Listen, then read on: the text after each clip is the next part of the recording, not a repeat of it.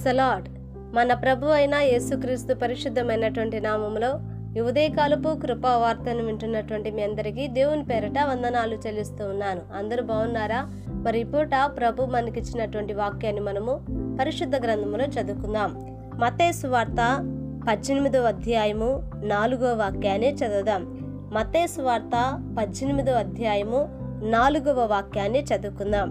కాగా ఈ బిడ్డ వలె తన్ను తాను తగ్గించుకొని వాడెవడో వాడే పరలోక రాజ్యములో గొప్పవాడు. హల్లెలూయా. ఇలా దేవుని బిడ్డలారా గమనించండి, ఇక్కడ పరలోకములో ఎవరు గొప్పవారు అన్నటువంటి ఈ యొక్క ఆలోచన మేరకు ప్రభు ఇచ్చినటువంటి సమాధానాన్ని మనం చూస్తూ ఉన్నాం.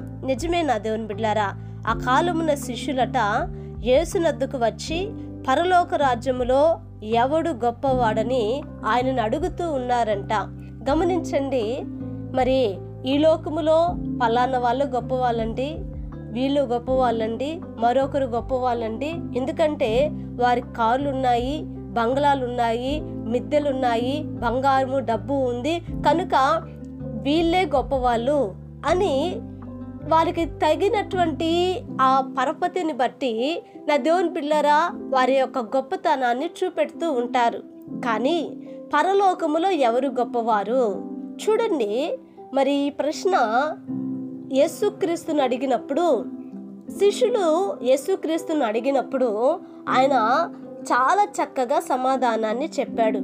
ఏమని చెప్పారు అని అంటే, ఇదిగో ఒక బిడ్డని ఎత్తుకొని, ఆ యొక్క బిడ్డని ఎత్తుకొని వారి మధ్య నిలువబడి ఆయన ఏమన్నాడు అనంటే, మీరు మార్పు నొంది బిడ్డల వంటి వారైతేనే కానీ పరలోక రాజ్యములో ప్రవేశింపరు. ఇక్కడ రెండు మాటలు మనం చూస్తాం. ఒకటి, మనం మారాలి, మనము ఎవరి వలె మారాలి అని అంటే బిడ్డల వలె మారాలి. బిడ్డల వలె మనము మార్పు చెందినప్పుడు వారు పరలోక రాజ్యంలో ప్రవేశిస్తారు. కానీ ఇక్కడ ప్రభు చెప్పిన మాట, శిష్యులు అడిగినటువంటి ప్రశ్న వేరువేరుగా ఉంటాయి. నా దేవుని బిడ్డలారా, శిష్యులు అడిగిన ప్రశ్న ఏంటంటే పరలోక రాజ్యంలో ఎవరు గొప్పవారు? కానీ ప్రభు చెప్పింది ఏంటంటే, మొట్టమొదట పరలోకంలో ప్రవేశించాలి అనంటే మొట్టమొదట మనము బిడ్డల వంటి మనసు కలిగి ఉండాలి. రెండవది ఏంటంటే, ఈ బిడ్డల వలె తన్ను తాను తగ్గించుకోవాలి. అటువంటి వారే పరలోక రాజ్యంలో గొప్పవారు అని దేవుని వాక్యం సెలవిస్తూ ఉంది. హల్లెలూయా. నా దేవుని బిడ్డలారా, ఈ వాక్యం వింటూ ఉన్నప్పుడు గమనించండి, బిడ్డలకున్నటువంటి ఆ యొక్క మనసు ఈరోజు పెద్దవారుగా ఉంటున్నటువంటి మనకు ఉండట్లేదండి. బిడ్డలకు ఉన్నటువంటి తగ్గింపు మనకు ఉండట్లేదండి. ఆలోచించండి, ఆ యొక్క పిల్లలకి ఉన్నటువంటి ఆ మనసు నిర్మలమైనది. ఏ యొక్క కపటము లేదండి, ఏ యొక్క దోషము వాళ్ళ హృదయాలలో ఉండదు. కక్షలు ఉండవు, క్రోధాలు ఉండవు, జగడాలు ఉండవు, ఏది కూడా ఉండదు. గమనించండి, అందుకనే ప్రభు ఆ బిడ్డలను ఎత్తుకున్నాడట. ఎత్తుకొని ఆయన మనతో మాట్లాడుతూ ఉన్నాడు. మొట్టమొదట వీరి వలె మీరు మారాలి, వారి వలె మనము మార్పు చెందాలి. అంతేకాదట, ఇదిగో ఆ వారి వలె మనము తగ్గించుకున్నప్పుడు దేవుని రాజ్యంలో మనము గొప్పవారిగా ఉంటామండి. నా దేవుని బిడ్డలారా, ఈ వాక్యాన్ని మనం అర్థం చేసుకున్నప్పుడు, అంటే దేవుని రాజ్యంలో ఎవరు గొప్పవారట? తన్ను తాను తగ్గించుకున్నవాడు. హల్లెలూయా.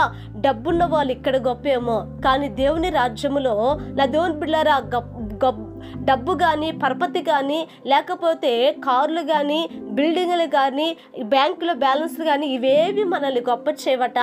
ఒక తగ్గింపు జీవితము దేవుని రాజ్యములోనే మనల్ని గొప్పగా మారుస్తుందట. హల్లెలూయా. కనుక ఇటువంటి ధన్యత దేవుడు మనకి ఇవ్వాలని, నా దేవుని బిడ్డలారా ఒక తగ్గింపు కలిగిన స్వభావంలో ఆయన నడిపించాలని చిన్న ప్రార్థన చేద్దాం. మహాపరిశుద్ధుడైన మా తండ్రి, కృపగలిగిన దేవ స్తోత్రాలయ్యా.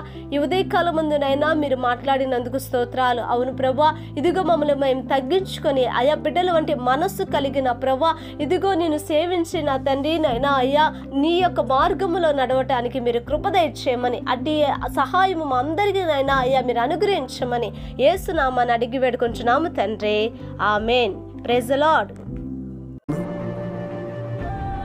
దేవుని కృప మీకు తోడై ఉండును కాక.